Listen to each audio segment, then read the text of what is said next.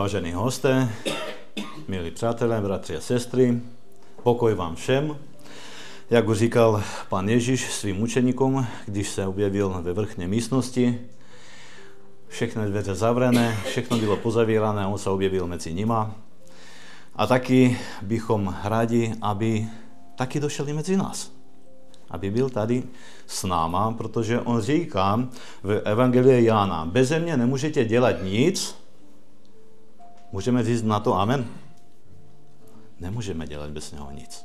A protože je potřebné, aby jsme ho prosili, aby došel mezi nás, aby otevřel naše srdce, abychom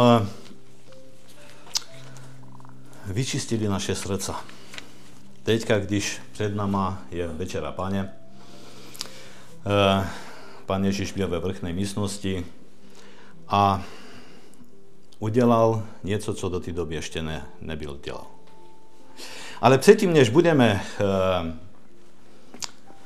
umývat si nohy jedni druhému, chtěl bych, aby jsme využili čas a otevřeli Boží slovo, aby jsme trošku uvažovali nad tím, co se děje kolem nás, nad tím, co člověk bude zodpovědný před Hospodinem, protože ono je napsáno, že každý jeden z nás jednoho dne budeme muset být před Hospodinem, před soudem. A budeme muset odpovídat na některé otázky, které nám Pán dá. Dneska ještě máme čas, aby jsme tady tyto naše cesty opravili, aby jsme udělali, aby naše životy, naše charaktery byly podobné Ježíši Kristu. A protož dovolte, aby jsme trošku využili tento čas, který máme před Večerí Páně, a uvažovali nad Božím slovem.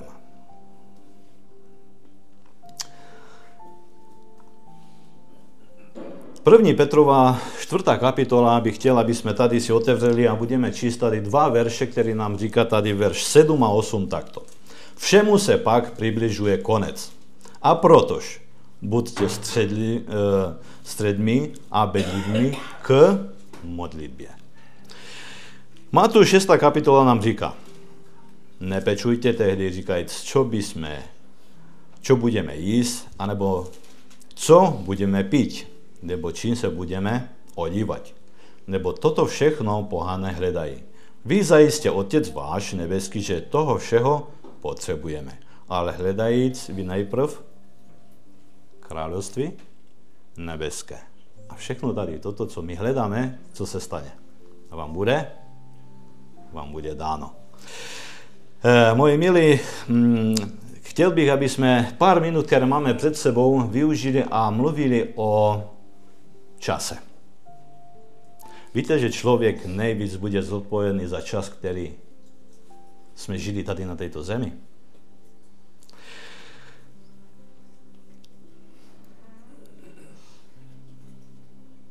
Víte, podle Matúša 4. kapitola, první verš nám říká, tehdy Ježíš veden jest na púšť od ducha, aby pokušen byl od koho? Od ďábla. My od koho jsme pokušeni na této zemi? Taky od ďábla. Že? A Matúš 6. kapitola nám říká taký verš 24. Žádný nemůže dvém pánům sloužit, nebo zajisté jednoho nenáviděti bude a druhého milovati. A nebo jednomu přidržeti se bude a druhým pohrdně. Nemůžeme Bohu sloužit i mamoně. Víte, v době, když Eliáš byl na vrchu Karmel, víte, co řekl? Komu chcete sloužit? Proč? Pojďme si přečíst ten verš, jak nám tam krásně to píše. A přistupil Eliáš ke všemu lidu a řekl, i dokud kulhati budete na obě strany. Jestliže je Hospodin Bohem, nasledujte ho. Pakli je Bál, jdete za ním. Víte, my jsme takoví lidé, že dojde neděla, pondělí a co se začne v naší rodině, v našem životě? Práce. Že? Tak to je. Začne práce, začne škola, začnou problémy a musíme to řešit. A musíme jít do práce, protože nikdo jiný nepůjde za nás. Musíme jít tam. Ale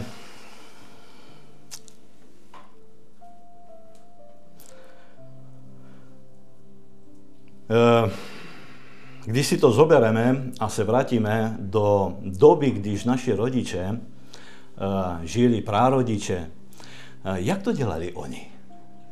Taky byla práce, že? Taky museli chodit do práce.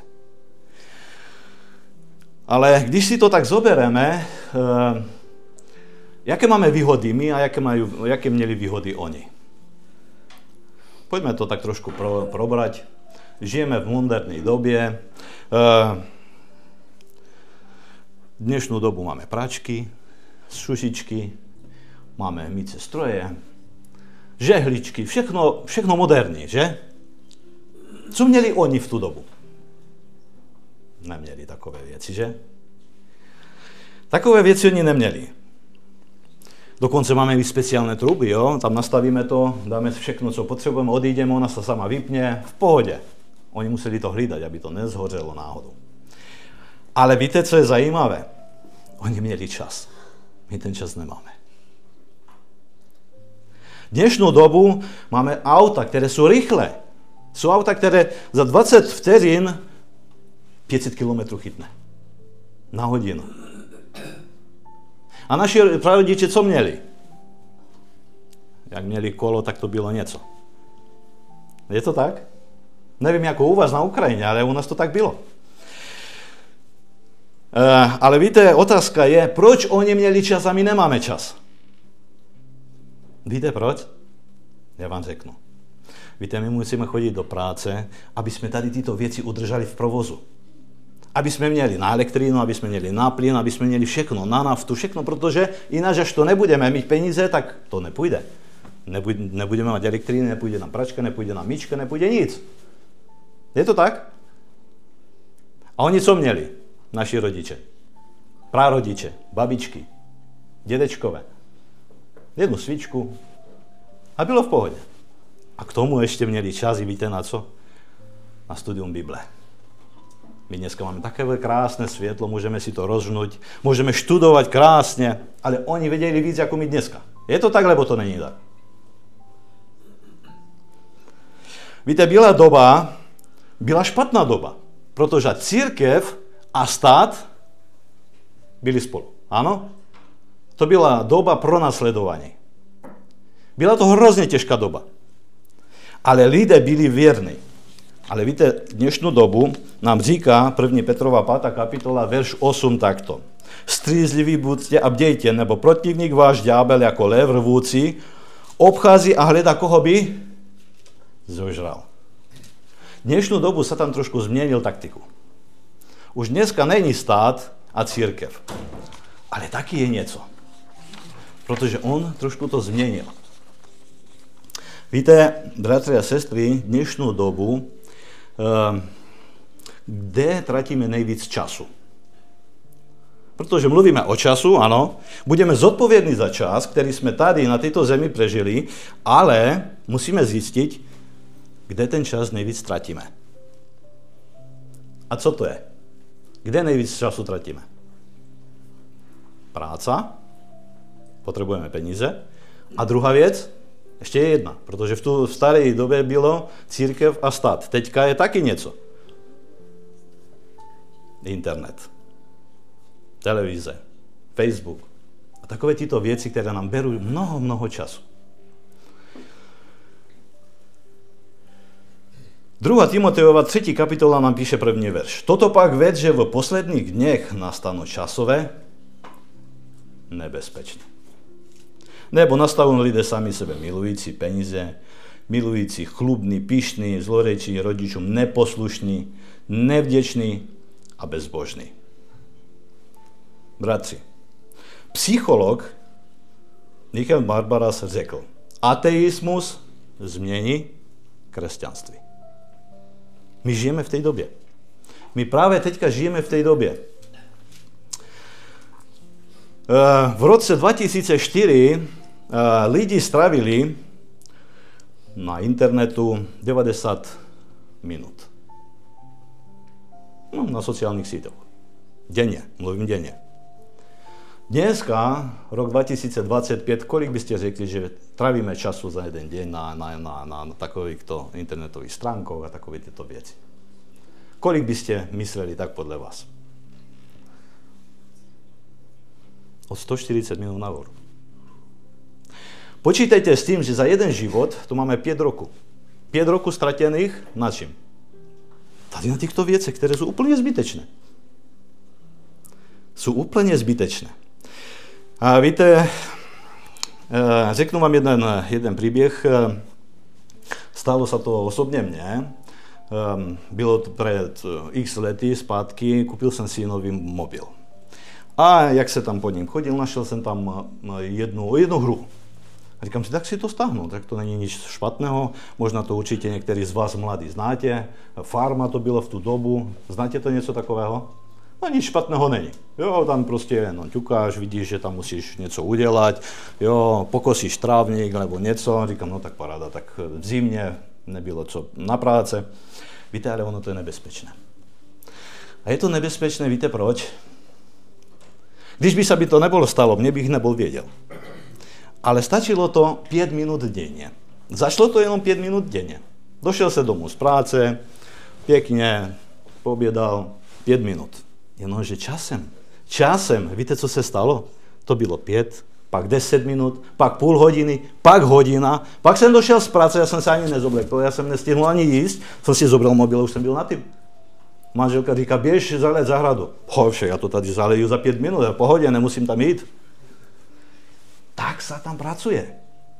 A najednou jsem měl jít, v servise jsem měl auto, musel jsem autobusem někde, já jsem ztratil autobus. Kvůli tomuto. A říkám si, ne, toto už je špatně. Ellen White píše, když jsou věci, které vám zabraňují, alebo vám kradou čas, je potřebné, abyste si ich nechali. Je prostě potřebné, abyste to nechali, protože vám to zabírá moc času, abyste služili Pánu Bohu. Okamžitě jsem to vymazal, od té doby jsem klidný. Je potřebné, aby jsme uvažovali nad tím, co se děje kolem nás. Satan nás chce vťahnout do takové situace, aby jsme my vůbec neuvažovali nad Božím slovem. Poslouchejte. Otevřeme si Exod, 5. kapitola, verš 6 a 7, taky 8. Takže Exod, 5. kapitola, 6, 7, 8. I přikázal faraon v ten den úředníkům dát lidem a šafařům jeho a říkal, nedávajte nič více slámy lidu k dělání cihel. Jako prvé, nechať jsou sami a sbírají sobě slámu. Však tuto sumu cihel, kteréž udělali, prvé uložte na ně, nic neuminějte z ní, nebo zahalejí a protož volají a říkají, pojďme obetovat Bohu našemu. Co říkal faraon? Víc nebudeme dávat slámu jim. Nech si to donesu sami. Ale počet cihel, aby byla stejná. A proč? Protože oni říkají, pojďme, co? Co říkali? Pojďme sloužit našemu Pánovi. Satan to nechce. A proto dělá všecko možné, aby náš čas byl omezený. Aby jsme my neměli čas na Boží slovo, aby jsme neměli mi čas jít do sboru, protože taký je plán.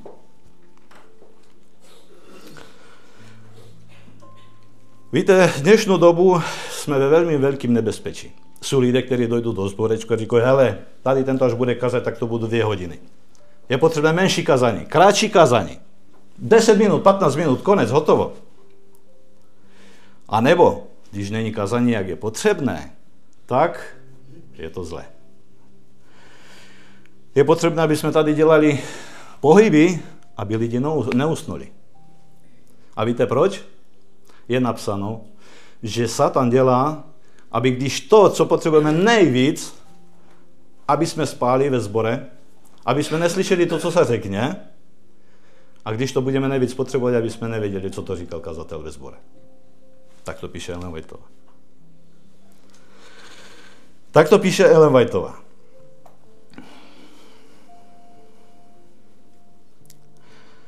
Jsme ve velmi velkým nebezpečí. Svědectví pro církev svazek 5. strana 740 a 741 nám říká takto.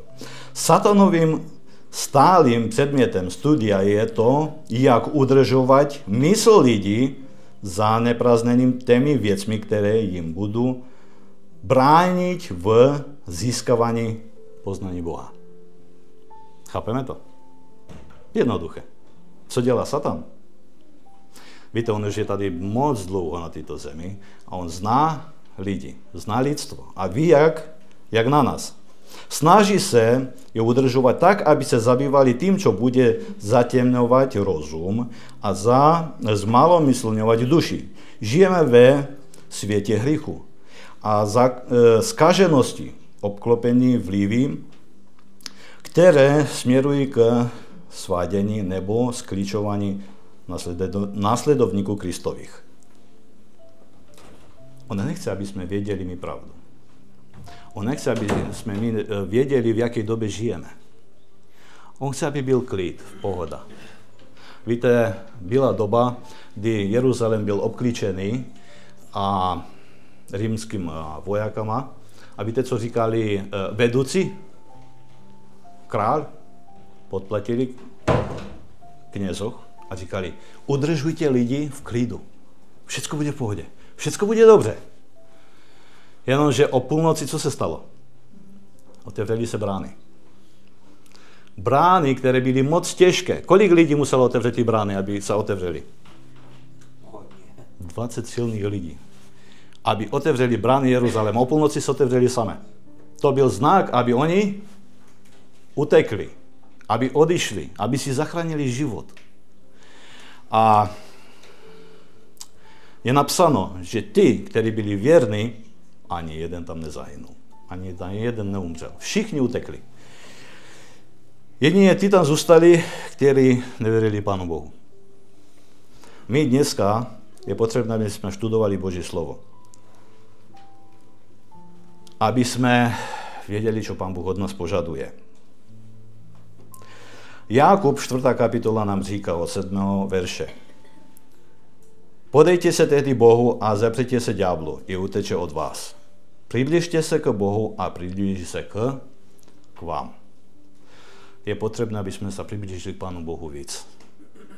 Tak, jak jsme dneska měli učení o Lázarovi, když jeho sestry říkali, když bys tady byl, když ty bys tady byl, by se to nebylo stalo.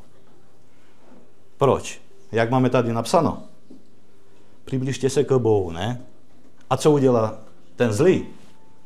Uteče od vás. On tam nemůže přibývat tam, kde je Pán Ježíš. A to je to, co potřebujeme každý jeden z nás.